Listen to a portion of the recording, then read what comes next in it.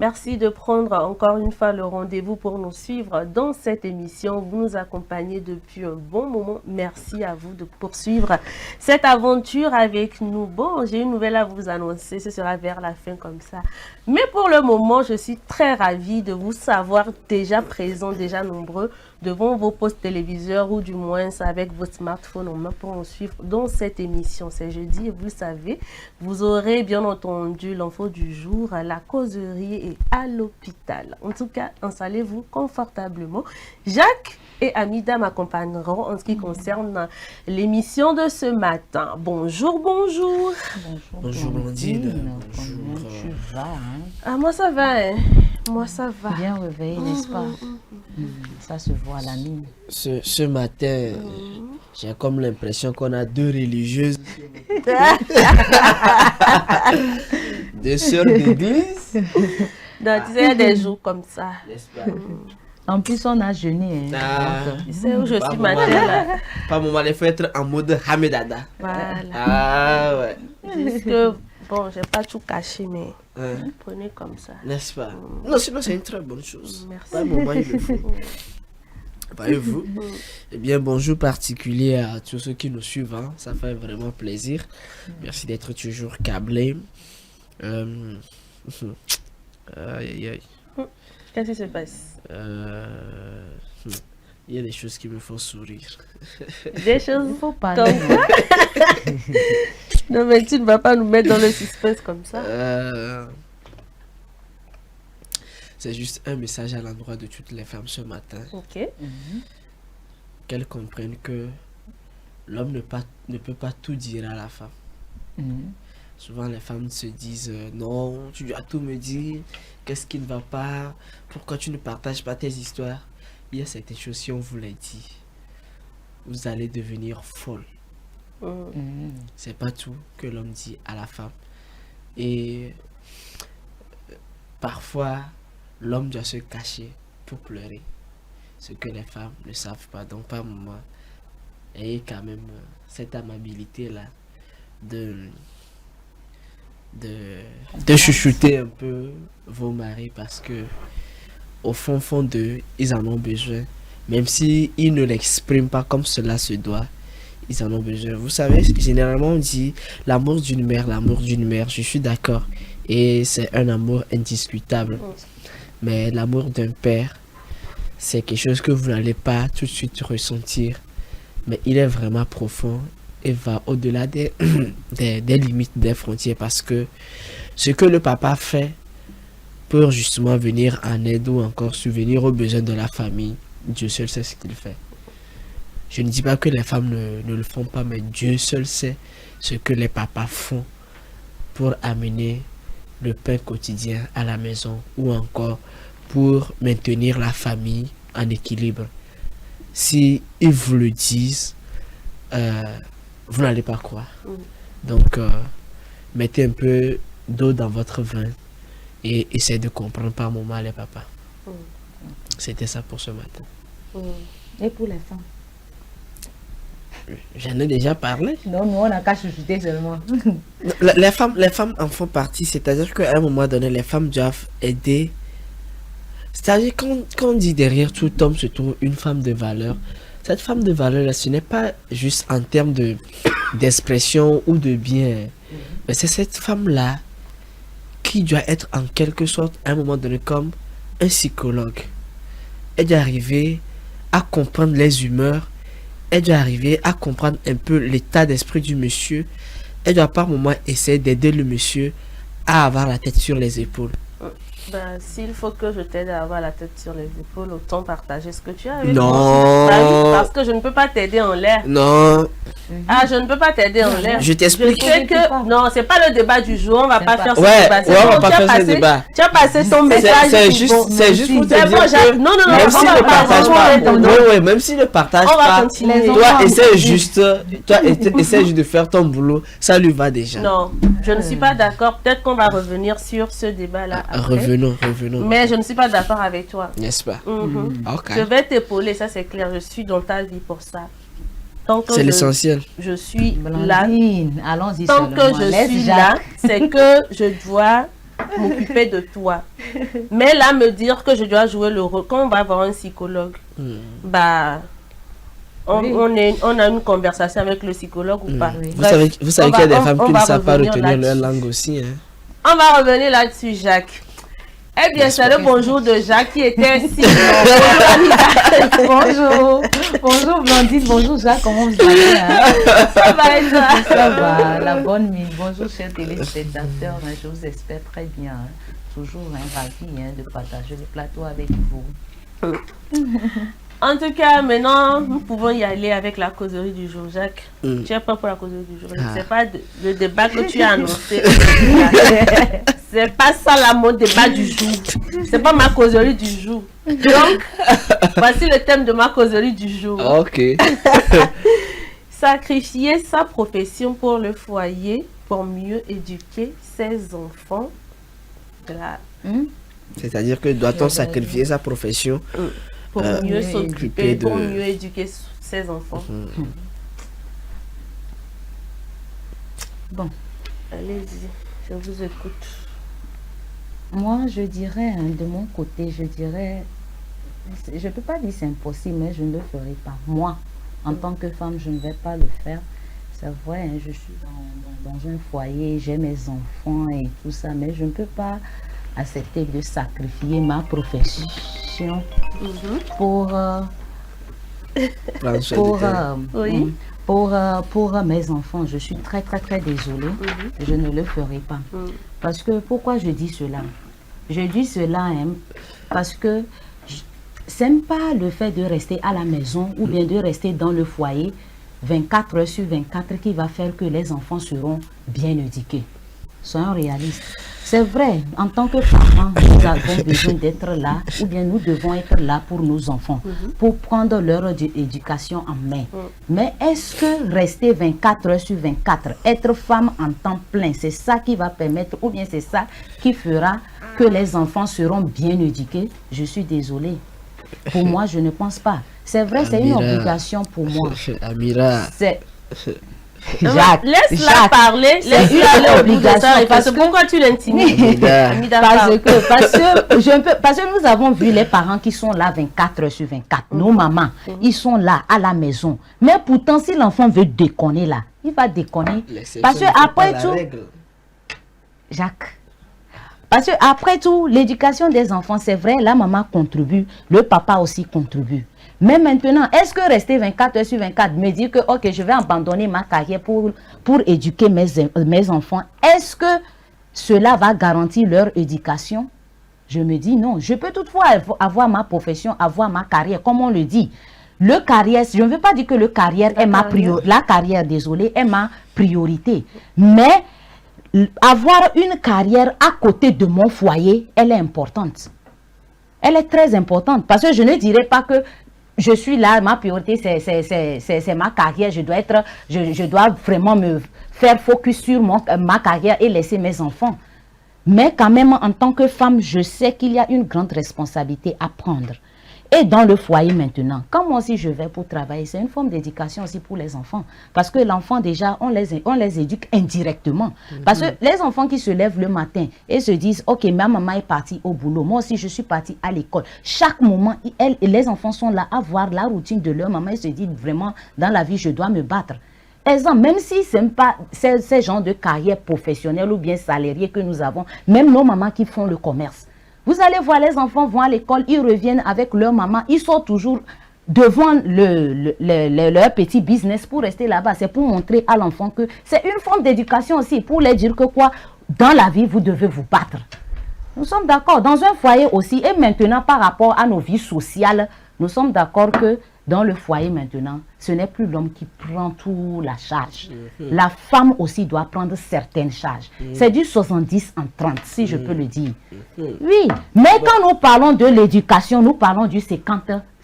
Bon, Amira, dis-moi, tu dis, maintenant, pendant que tu es quoi, au boulot, tu as ton service là, qui va éduquer les enfants à la maison? Je peux prendre une nounours. Ah. Les nounous sont là de nos jours. Soit si j'ai mes grands-parents, mes parents qui sont là, peut-être ma mère qui a un peu de temps, je peux toutefois garder mon enfant chez ma maman, aller au boulot et au retour, je passe les prendre, les chercher. Si j'ai la chance d'avoir mes parents. N'est-ce pas? Donc si je comprends bien, toi tu fais juste des enfants pour que les parents les éduquent. Non, ce n'est pas cela. Ici, c'est un risque que nous prenons.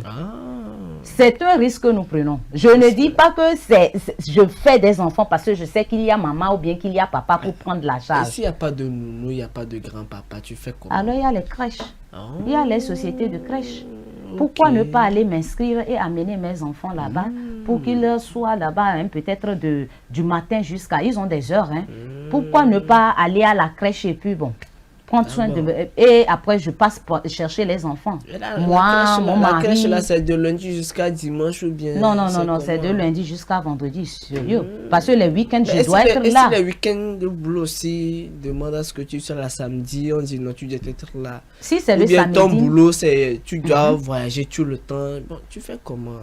Si je dois voyager tout le temps, je peux voyager. Il y a aussi il y a le papa qui sera là. Les week-ends, le papa aussi peut être dégagé et prendre soin des enfants aussi avec la nounou. Si elle est là, ou soit si c'est les enfants, parce que quand même, nous sommes d'accord, les crèches ne travaillent pas de lundi jusqu'au dimanche. N'est-ce pas? Parce que le papa aussi a sa responsabilité.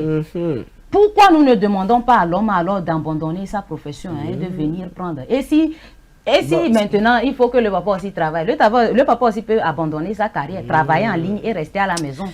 Nous deux, on va prendre soin des enfants. N'est-ce pas? Ça va chauffer maintenant. Merci, Amira. Je t'ai... Bon, si tu me donnes la parole. Oh, je te...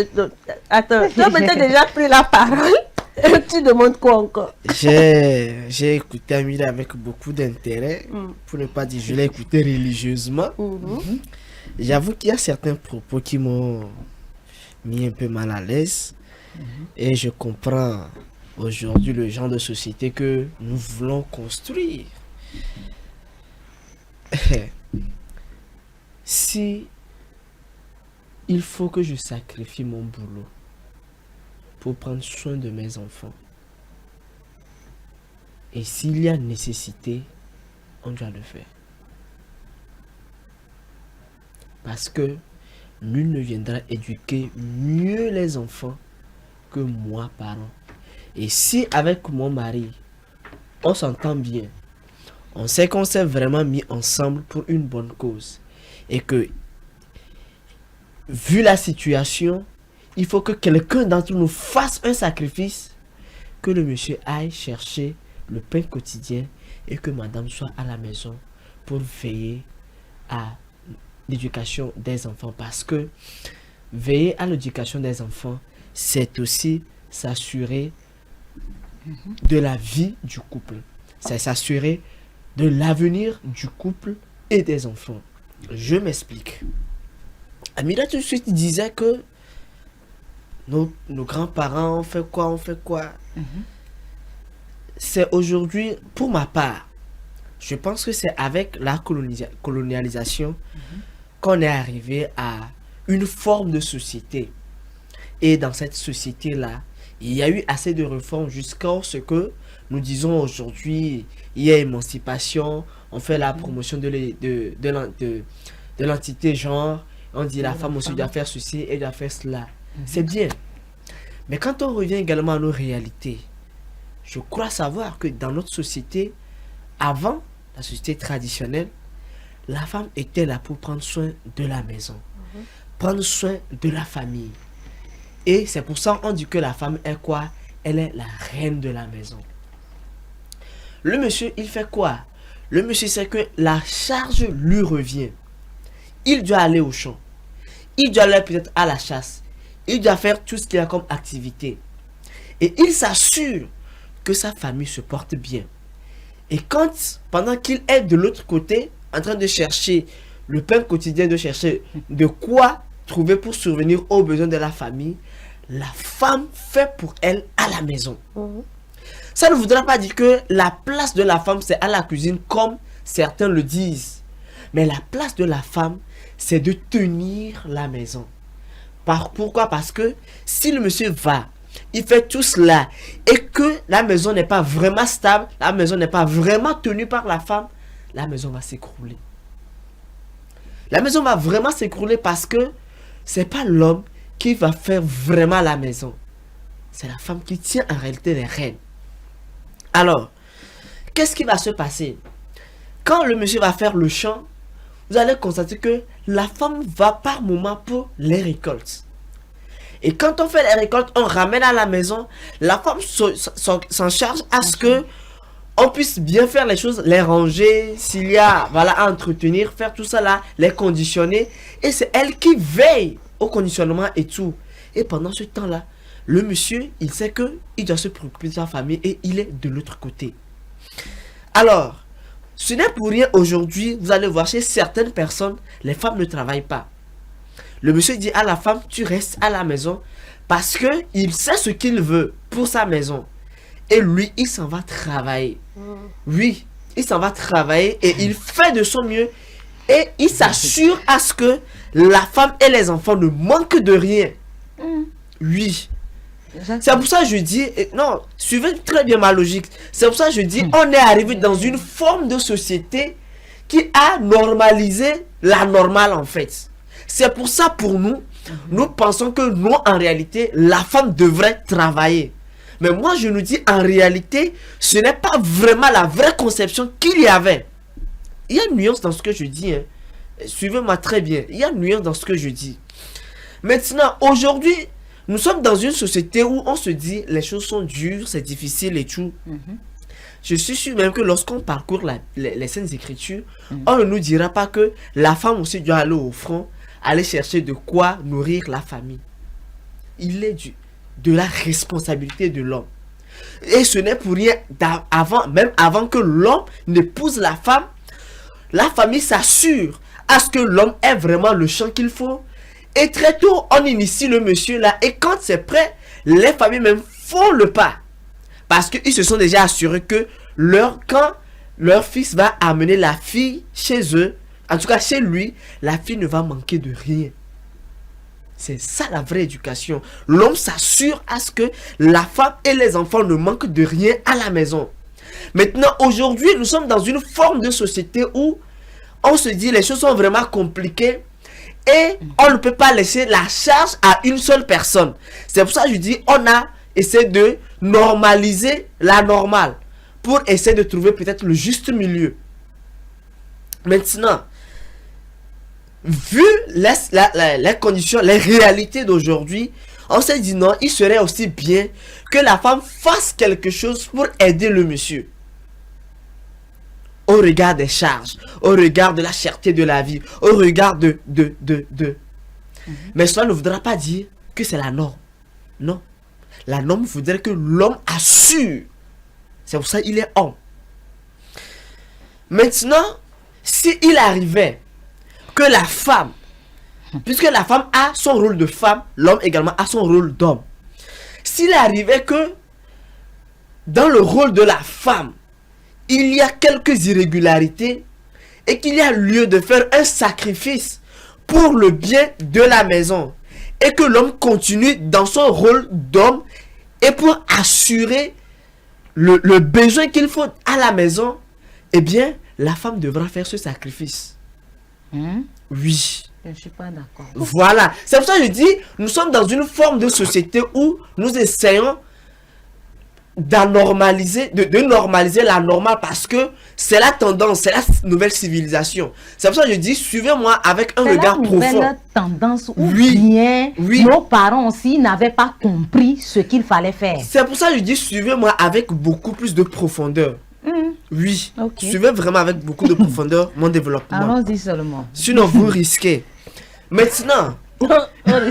Oui, mais moi, jusque-là, moi, je ne parle pas. Je ne veux même pas mettre ma bouche dans le débat. C'est entre vous deux. Vous pensez que si aujourd'hui, vous allez mieux comprendre tout de suite.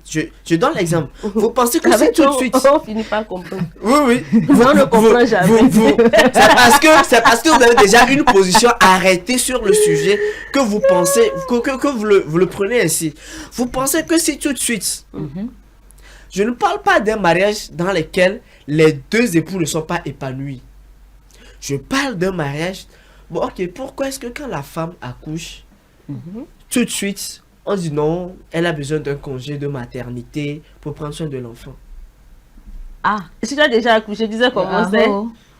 Va demander au gynécologue la Donc, raison déjà, pour à cause laquelle on de donne sa ça. santé, prendre soin d'elle-même et de l'enfant. Et de l'enfant, n'est-ce Oui, pas? c'est pas pour Là aussi, on accuse, là. jusque-là, on Ce n'est accuse pas pourquoi il n'y a à cause pas de de l'enfant congé de donne. paternité. Non, je viens. Non, moi aussi, je viens. Moi aussi, je suis en train de... Parce que s'il y a congé de maternité, Oui. nous sommes en train de prendre nos droits pour qu'il y ait des congés de paternité. Justement, il n'y a pas de souci. Et alors? Eh bien, c'est pour nous faire comprendre que il n'y a pas mieux que la femme elle-même pour prendre soin de son enfant. La femme allaitante, il n'y a pas mieux qu'elle-même pour entretenir son enfant.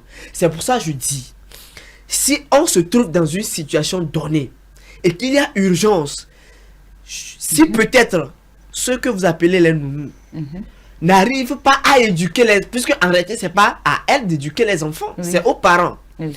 Si vous constatez que l'éducation de vos enfants est en danger, si vous constatez que l'environnement dans lequel se trouvent vos enfants, cet environnement également est menacé, et qu'il faut en réalité qu'il faut une intervention des parents.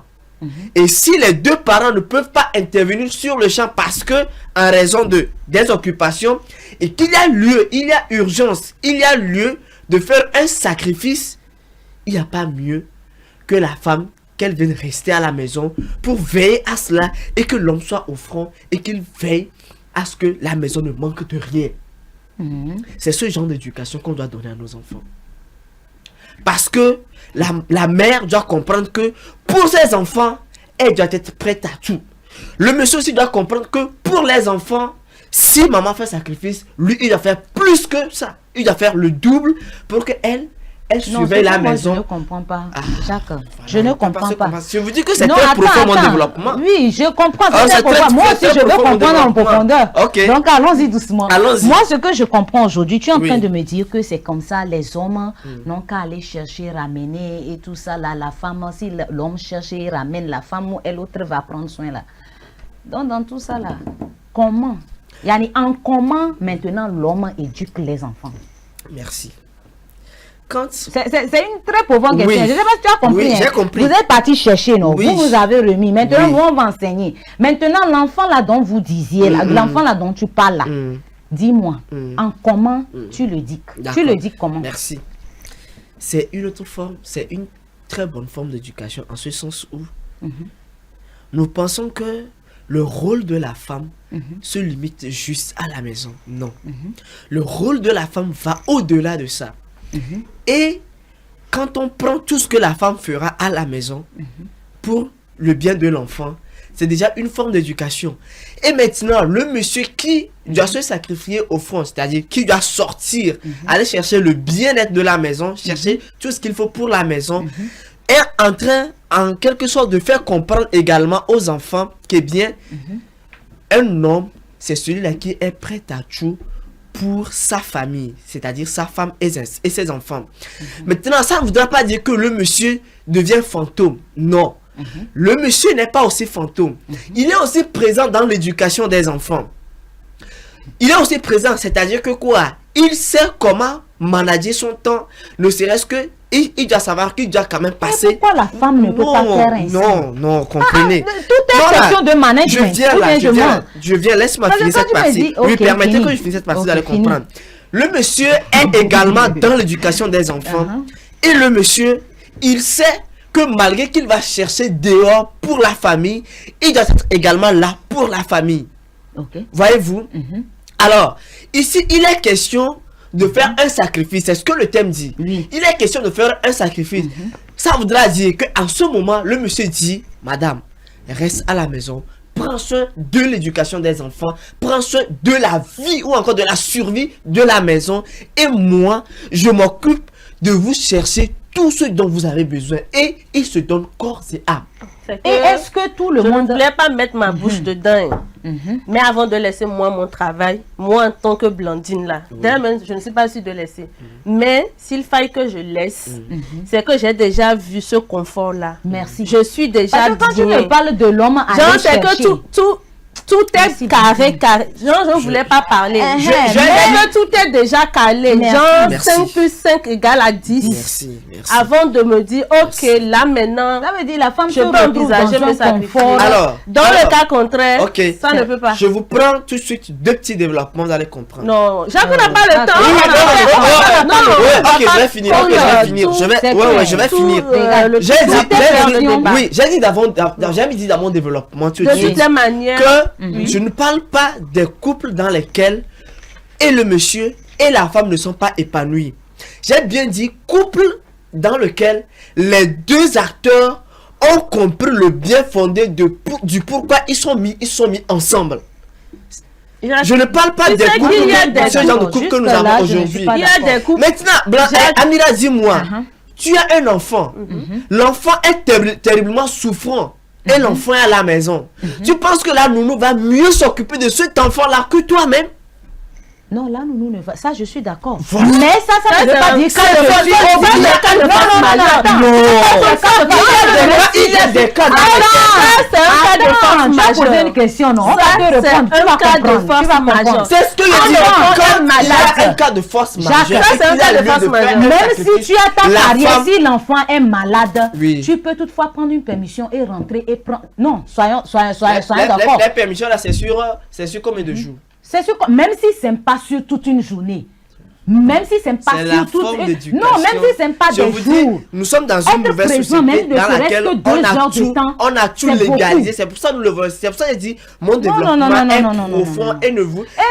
N'ayez pas de pensée arrêtez sur ce que je suis en train de développer. Des hommes là qui aillent chercher, revenir quoi et mettre quoi. Est-ce que c'est tous les hommes là qui assurent le confort? C'est ce que j'ai dit. Le confort que nous femmes vous ne comprenez pas le fond de ma pensée. Je vous ai dit. Est-ce que vous les hommes vous pouvez nous offrir cela en totalité? Voilà. Non, question, réponds. Voilà. Réponds. Vous voyez, il faudrait qu'on n'ait pas des pensées arrêtées. Et c'est parce que nous sommes dans une société... Oui, nous sommes dans une société dans laquelle aujourd'hui, on prend tout pour la normale. C'est ce qui fait que dans cette histoire de équité, genre et tout ça là, on a tout pris en même temps du colon, tout ce que le colon nous a normalisé, on a tout pris tout de suite comme bien. J'ai bien dit, en réalité, s'il y a urgence, c'est-à-dire que le monsieur, il sait que lui là, en t'épousant là, il ne t'a pas épousé parce que tu dois travailler et venir l'aider à la maison. Vous voyez, il t'a épousé parce que il est prêt à se sacrifier corps et âme pour toi et les enfants.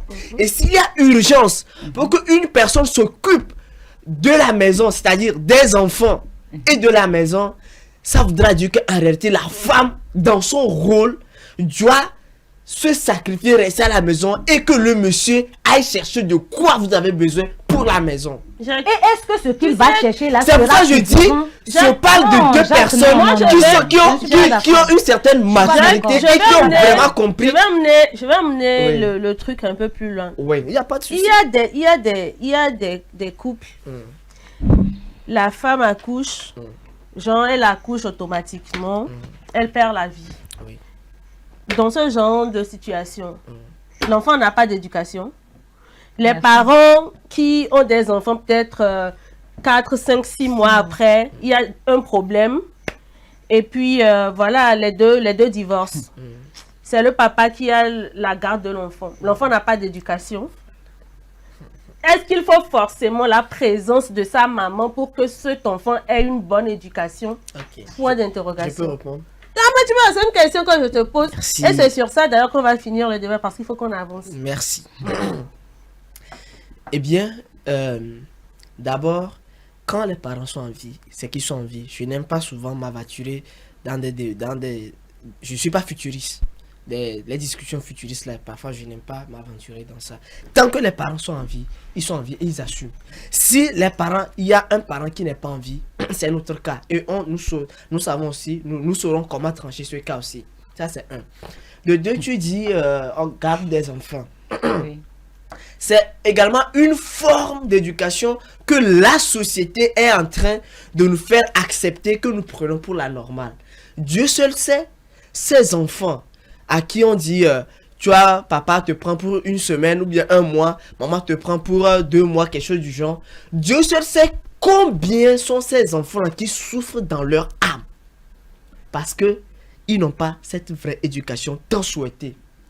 La vraie éducation, c'est quand papa et maman sont ensemble et qu'ils communiquent cette union-là dans l'éducation de l'enfant.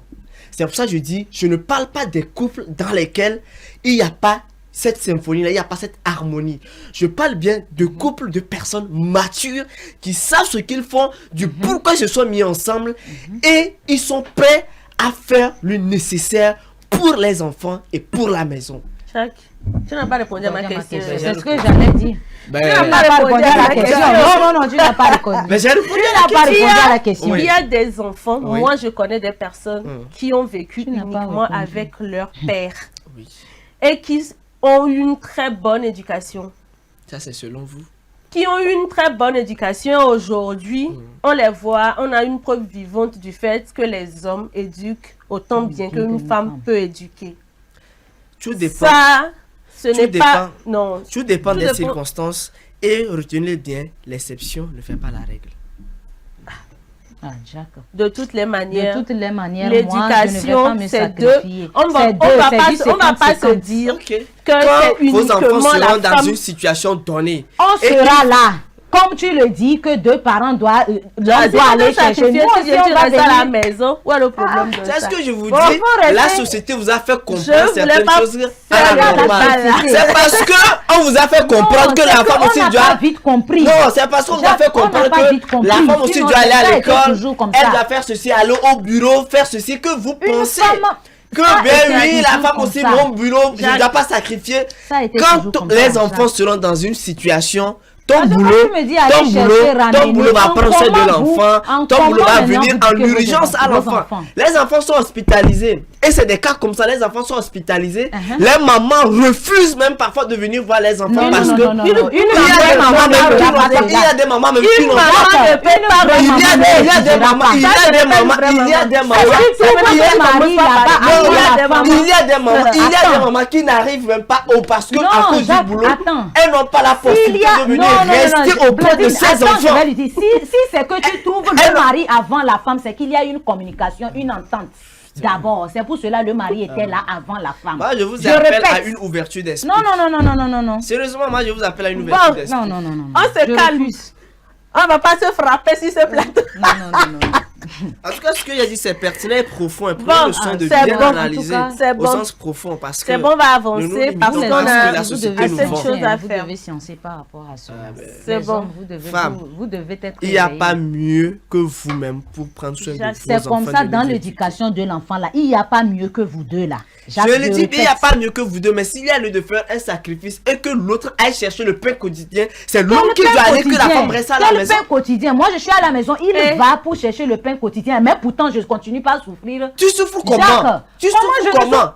Tu connais la souffrance de la femme. Je suis sa souffrance là, c'est le boulot qui a Non. Ça m'a souffert. Mais j'ai dit c'est important. On a une autre conception. Non, je refuse. Je refuse. Ça veut dire qu'on a une autre conception de la chose.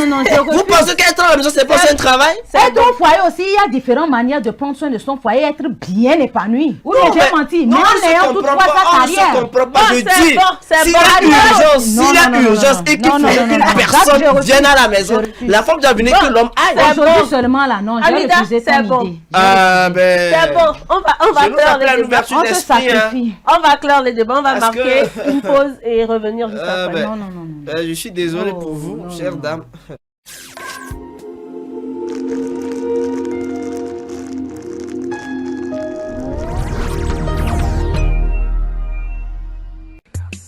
L'amour, c'est des hauts, c'est des bas. Et quand la femme dit non, c'est vraiment non. Mais rien ne vaut un petit cadeau pour raviver la flamme de l'amour. La femme se fait belle et sensuelle pour votre plaisir. Claudia Lingerie, nous disposons de toute une collection de sous-vêtements haut de gamme pour hommes, femmes et enfants à un bon prix. Soyez ceux qui portent des sous-vêtements confortables. Claudia Lingerie, nous sélectionnons pour vous de la lingerie fine de qualité pour sublimer vos soirées. Claudia Lingerie, sur la route d'Agbalépédo, juste à côté du monument Grand Œuf Blanc. Infoline 00228 97 01 03 03 0228 97 01 04 04. Claudia Lingerie, l'élégance a une adresse. M-Afrique, association internationale des médecins pour la promotion de la santé en Afrique, première ONG internationale d'origine africaine spécialisée dans les actions médico-chirurgicales humanitaires. M-Afrique, c'est la promotion de la santé et l'éducation pour tous en Afrique. M-Afrique est membre du Conseil économique, social et culturel de l'Union africaine, le COSOC UEA, également accrédité à le COSOC ONU. Les médecins de M-Afrique, présents en Afrique et en Occident, réalisent chaque année plus de 2500 opérations chirurgicales et 25 000 consultations médicales spécialisées gratuites en zone rurale et périurbaine en Afrique. M-Afrique, c'est la formation continue des acteurs de la santé, la recherche, les missions médico-chirurgicales humanitaires foraines gratuites, la lutte contre les maladies transmissibles et non transmissibles, la promotion de l'éducation pour la santé, le développement communautaire. M-Afrique, une nouvelle vision de la solidarité africaine. M-Afrique, c'est amener l'hôpital vers les populations rurales et vulnérables. Le 35e numéro de Dagon Magazine met à l'honneur Claire Regina Meyo-Kwenom, militante engagée et infatigable défenseur des droits de la femme. La rubrique santé de ce 35e numéro nous parle des vertus du paix, la flatulence, signes et indicateurs d'une bonne santé et ses symptômes de maladie. La rubrique bien-être de son côté nous laisse découvrir le pouvoir de quelques plantes, leurs vertus insoupçonnées et leurs propriétés bénéfiques. Dagan, c'est aussi plein d'autres rubriques pour prendre soin de notre santé. Dagan Magazine, le magazine de la femme togolaise pour la femme. Téléphone +228 70 86 44 44 70 26 60 60 Lomé, Togo. Retrouvez Kenano Isifou ce jeudi à partir de 9h dans son émission Les Grands Enjeux. Thème: offrant le livre qui retrace la gestion de la Covid-19 au Togo. Invité, professeur Didier Koumavi Ekouevi, président du Conseil scientifique de lutte contre la Covid-19 au Togo et auteur. Et quand j'ai parcouru le livre, je vous dis, les nombreuses incertitudes scientifiques autour de la gestion de la pandémie de la Covid-19, alors que les décisions doivent être conseillées aux autorités. Quand vous parlez d'incertitude, on le sait, mais en tant que scientifique, encore quand vous dites incertitude, ça représente encore plus de choses. En fait, c'est un nouveau virus. Ouais. On n'avait aucune documentation. Rediffusion 15h, 21h et vendredi à 3h. SOS Docteur TV, suivez-nous sur Canal+, numéro 5 au Togo, numéro 216 en Afrique et sur tous les décodeurs MP4 sans abonnement mensuel. N'oubliez surtout pas de télécharger notre application sur Play Store et Apple Store pour ne rien rater.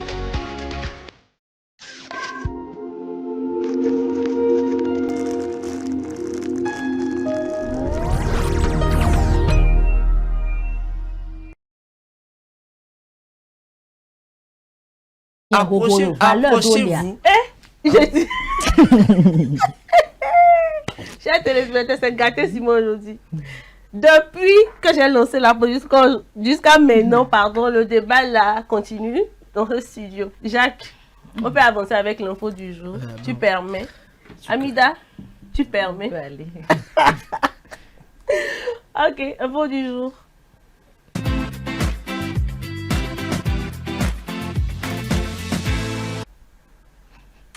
Un nouveau médicament anticancéreux révolutionnaire mis au point par une entreprise chinoise fait du bruit au sein de l'industrie biotechnique mondiale. Les précisions de nos confrères de CGTN. Il s'agit du nouveau médicament développé par notre société, l'ivonescimab. Dans un essai clinique de phase 3 randomisé et en double aveugle pour le cancer du poumon, il a surpassé Keytruda, le médicament leader dans ce domaine. Lors de l'essai Livonessimab a presque doublé la durée de vie des patients sans que la maladie ne s'aggrave par rapport du Keytruda, qui a généré plus de 130 milliards de dollars de ventes pour son fabricant américain. Cette réussite a attiré l'attention de l'industrie biotechnologique. Pour l'industrie pharmaceutique, développer un médicament qui surpasse Keytruda et bénéficie à plus de patients est une réussite remarquable. De nombreuses entreprises dans le monde s'efforcent de développer de tels médicaments, mais tous leurs essais de phase 3 ont échoué. Notre essai clinique de phase 3 est le premier au monde à obtenir un résultat fortement positif dans une étude randomisée en double aveugle. Il a fallu une décennie à la société de la Dr Xia pour mettre au point Livonessimab. Selon elle, des scientifiques de renommée mondiale ont été réunis pour parvenir à ce résultat, tandis que son entreprise a également bénéficié du soutien du gouvernement chinois. Nous avons la chance que, dès les premières étapes de la création de notre entreprise, le gouvernement ait commencé à donner la priorité à l'industrie biopharmaceutique. Les autorités centrales et locales ont investi d'importantes ressources humaines et matérielles pour soutenir le développement de l'industrie. La percée de Livonessimab pourrait s'inscrire dans une tendance plus large en Chine. Ces dernières années, la Chine a fait des progrès considérables en matière d'innovation pharmaceutique avec un nombre croissant de nouveaux médicaments développés ou en cours de développement. Un indicateur clé que nous utilisons est le nombre de pipelines de recherche et de développement. Cette mesure ne reflète pas seulement notre investissement passé dans la recherche et le développement, mais, plus important encore, elle sert de projection de notre potentiel futur. Sur la base de cet indicateur, la Chine se classe actuellement au 2e rang mondial, juste derrière les États-Unis. La professeure Wang explique comment la Chine dispose d'avantages distincts dans le domaine de l'innovation pharmaceutique. La Chine dispose d'une chaîne d'approvisionnement pharmaceutique bien établie. En outre, nos coûts de recherche et de développement sont relativement bas, grâce à l'abondance des ressources cliniques et à une importante population de patients. La professeure Wang reconnaît qu'il existe encore un écart entre la Chine et les États-Unis en ce qui concerne les projets de recherche et de développement, puisque les chiffres de la Chine représentent environ la moitié de ceux des États-Unis. Mais elle souligne la grande marge de manœuvre et la volonté croissante de croissance et d'innovation.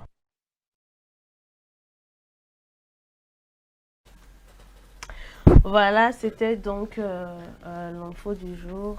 Ça continue, ça évolue.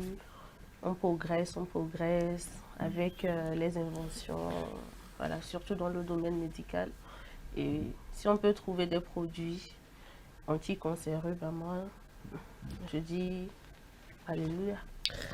Ouais, alléluia. Maintenant, il faudra voir. Est-ce que souvent quand il y a de ces découvertes, est-ce que tout le monde peut tout de suite avoir accès à ces produits? C'est le véritable problème. Et maintenant, chez nous ici également au pays, est-ce que tout le monde pourra avoir ce pouvoir d'achat là pour s'acquérir de ces médicaments? Autant de questions que je me pose. Et moi, je me dis qu'on attend aussi beaucoup plus de nos vrais chercheurs pour soulager nos populations, parce que généralement, ça nous vient toujours de l'extérieur. Parfois, c'est la classe bourgeoise qui arrive à mieux profiter de ces innovations, de ces découvertes. Et alors que nous aussi, nous avons des chercheurs, c'est vrai que pour certifier ces produits, ça prend du temps, mais vivement qu'on puisse également mettre assez de moyens dans la recherche dans nos pays, dans nos structures, en tout cas dans nos pays africains ou encore, dans nos pays, afin que cela puisse soulager nos populations. Il y a certaines choses en réalité aujourd'hui, on ne doit plus souffrir de ça. Mais nous n'avons même pas encore ce traitement, jusqu'à aller parler de dernières innovations.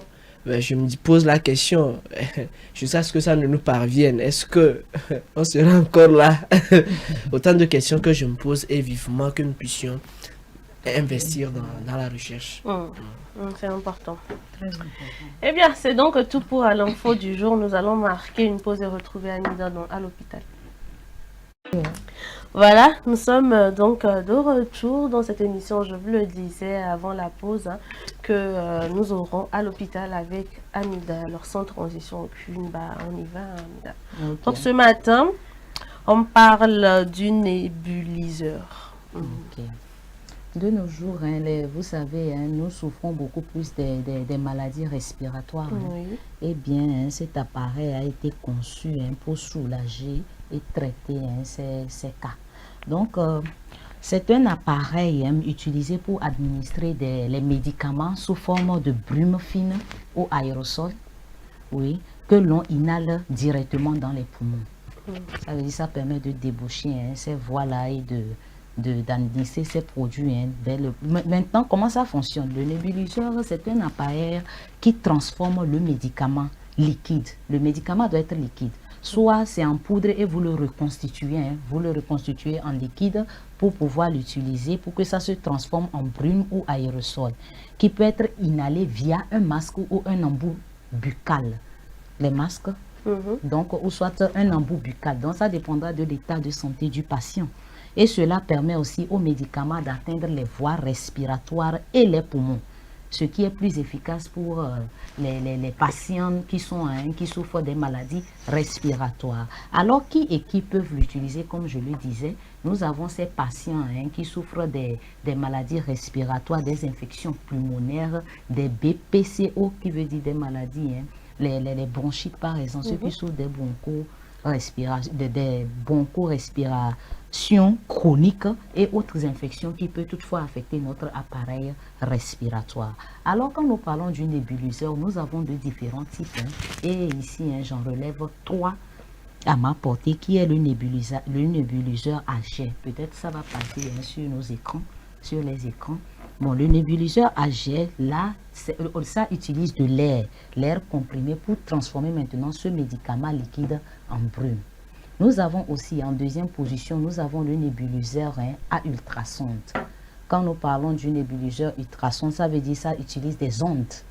Voilà, ça c'est le nébuliseur ultrasonde, ça utilise des ondes pour vaporiser cet médicament vers les voies respiratoires. Et en dernière position aussi, nous avons le nébulisateur à maille, qui est plus portable. Ça veut dire que vous pouvez vous déplacer avec. Oui, c'est le plus moderne et elle est silencieuse aussi. Et là, vous utilisez une fine maille pour générer cette brume vers les voies respiratoires. Alors, nous allons parler un peu de... Non, c'est pour mieux comprendre. Cette histoire de nébuliseur. Est-ce à dire que c'est un peu comme le Ventoline que les gens utilisent, les asthmatiques utilisent pour les soulager? C'est un peu comme également ceux-là à qui on dit... Ces personnes mangent ou bien prennent les médicaments par sonde.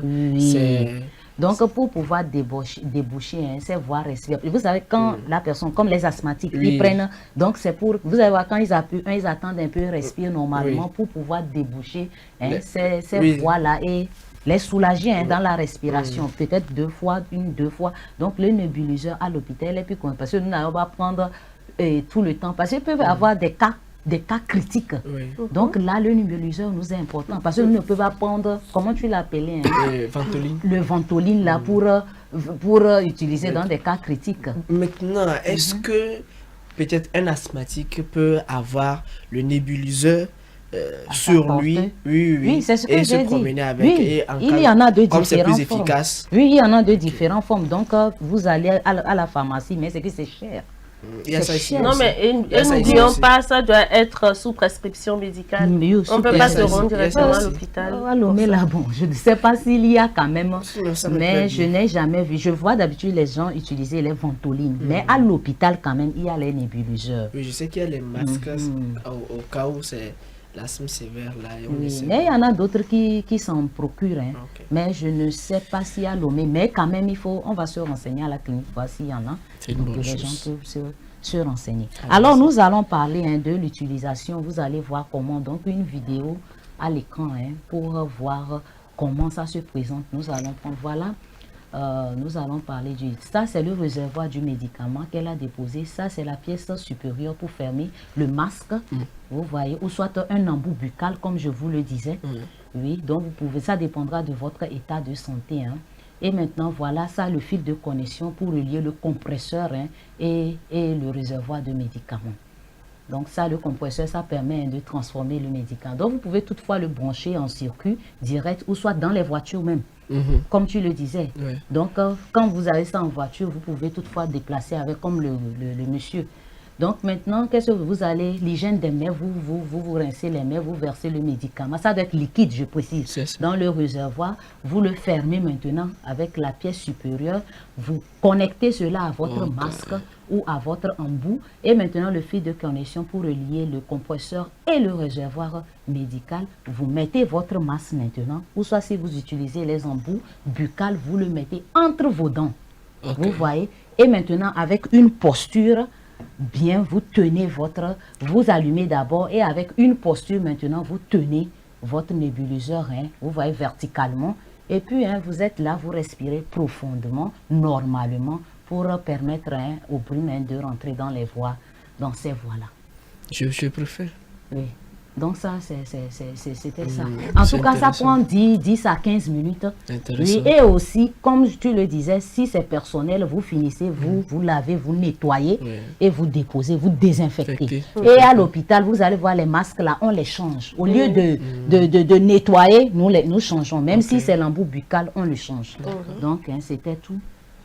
J'ai vraiment aimé l'hôpital d'aujourd'hui. J'ai découvert quelque chose de nébuliseur. Bon, moi, c'est vrai que... En tout temps, c'est le masque que j'avais vu, mais je n'avais pas vraiment cherché à trop comprendre. Voilà, c'est ce que je voulais dire aussi, que bon, je voyais ça, mais je n'avais pas vraiment idée de ce que c'était en réalité. J'ai vu quelques images de ça. Je n'ai pas eu à voir ça en vrai. J'ai vu quelques images parce que je cherchais des trucs sur... Internet, je suis tombée sur les images, juste que je n'ai pas vraiment poussé la curiosité de savoir ce que c'était en réalité. Donc, merci à Amida de nous informer sur le nébuliseur ce matin. En tout cas, on repart à la maison avec un nouveau mot et puis une nouvelle connaissance. C'est nébuliseur. Le nébuliseur. Je vais vous nébuliser sur on va te nébuliser en retour. Vous serez obligé d'aller chercher des masques. Tu vas te transformer en bouillon, en aérosol. Allons-y. Merci beaucoup. Amina, merci. Merci pour cette découverte. Vous le savez, il y a tellement de choses qu'on utilise à l'hôpital et justement cette émission, elle est également conçue à travers la rubrique à l'hôpital pour vous faire découvrir assez de choses concernant les hôpitaux. En tout cas, encore une fois, merci Amida. Et c'est d'ailleurs ce qui met fin à l'émission de ce matin. Bon, je parle de fin, je vous l'avais dit à l'entame de cette émission que j'avais une nouvelle à vous annoncer. Vous avez commencé cette aventure avec nous il y a de cela 9 mois à peu près, si je ne me trompe. Pratiquement. Pratiquement. Et nous sommes là pour vous annoncer que nous sommes vers la fin de cette saison. Bientôt, la fin de cette saison, nous allons marquer une pause et nous allons revenir après en force avec une innovation totale. C'est sûr que vous allez encore apprécier cette aventure avec nous. En tout cas, merci de poursuivre, merci d'être toujours là, merci pour vos remarques, merci pour votre amour, merci d'être toujours présent pour nous. Et voilà, c'est la nouvelle que je voulais vous annoncer. Nous tendons vers la fin de cette saison. Ça va être vers la fin mars. Oui, fin mars. On va revenir 3 fois à fil. Et puis, quand on recule, c'est pour mieux sauter. 3 fois à filer, vraiment. C'est pour mieux sauter, donc ne vous inquiétez pas. On va partir à la fin de ce mois de mars, mais on va revenir après en force. Ne vous inquiétez pas. On se check. Avec une autre, eh bien, une autre pour le moment, on est là. Raison pour laquelle demain matin, on est encore là. On sera là. Demain à 10h30 avec le talk show, avec un invité. Hey, Jacques, fais doucement. Eh bien, je vais vous nébuliser. Sentez-vous bien, chers téléspectateurs. Merci à l'équipe technique qui nous a accompagnés. On se dit à demain. Ok. Bye bye.